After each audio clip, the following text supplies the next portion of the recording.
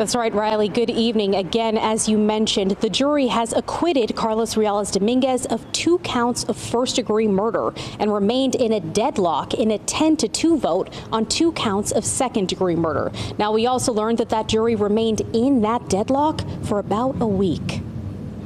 Can I take a look at the verdict forms? The issue before the court is whether you are actually deadlocked or not. After 9 full days of deliberation, Judge Samuel McAdams reads the long-awaited verdict. At this time, the court declares a mistrial.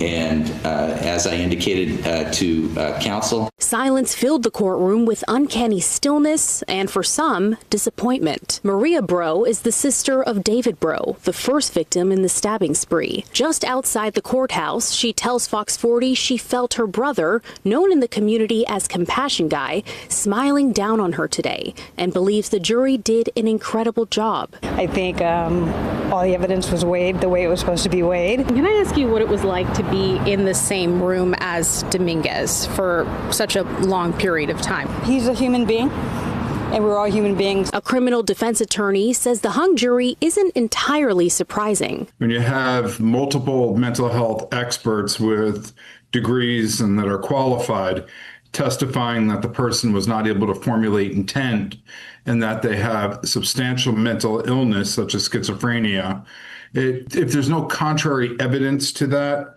it's hard for a jury to disregard. Just a few weeks ago, Dominguez admitted to stabbing all 3 victims, having believed they were supernatural shadows. The prosecution worked to prove that mental illness doesn't give you a free pass to murder 2 innocent people, and vehemently argued that the brutal stab wounds were carried out with premeditation and malice. The defense says no one can argue with a doctor's schizophrenia diagnosis. Both parties, however, choosing not to comment on the verdict. The defense is definitely in a position of strength. They got an acquittal on a first-degree murder.